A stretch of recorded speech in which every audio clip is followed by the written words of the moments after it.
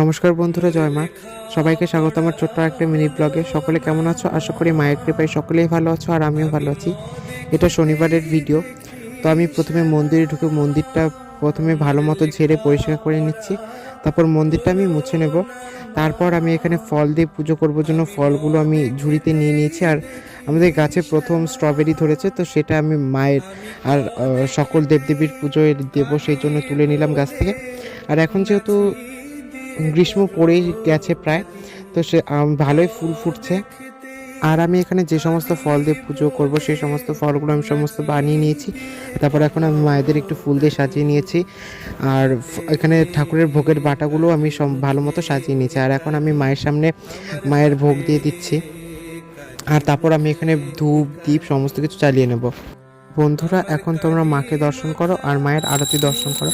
আর ভিডিওটা যদি তোমাদের ভালো লেগে থাকে তাহলে ইউটিউব থেকে দেখলে তোমরা অবশ্যই আমার চ্যানেলটাকে লাইক কমেন্ট সাবস্ক্রাইব করো। আর যদি ফেসবুক পেজ থেকে দেখে থাকো তাহলে পেজটাকে অবশ্যই লাইক করে দিও। ধরো আমি কিন্তু এখানে আরতির ভিডিওর স্পিডটা একটু বাড়িয়ে দিয়েছি, এছাড়া ভিডিওটা অনেকটাই বড় হয়ে যেত। এছাড়াও ভিডিওটা অনেকটাই বড় হয়ে গেছে।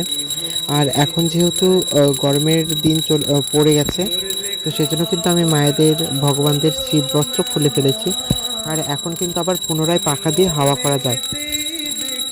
আর আমি এখানে সুন্দরভাবে সমস্ত কিছু দিয়ে ধূপ দ্বীপ জলশঙ্খ গামছা পাখা চামচ সমস্ত কিছু দিয়ে কিন্তু সুন্দর করে আরতি করে নিয়েছিলাম।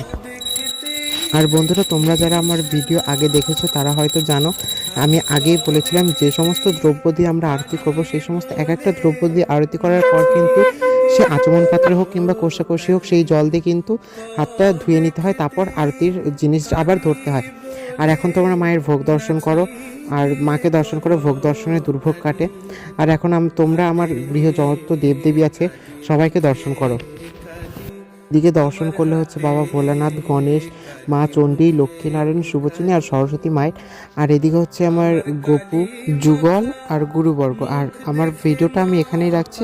তোমাদের যদি ভিডিওটা ভালো লেগে থাকে লাইক কমেন্ট সাবস্ক্রাইব করো। ফেসবুক পেজ থেকে দেখলে পেজটাকে ফলো করে দিও।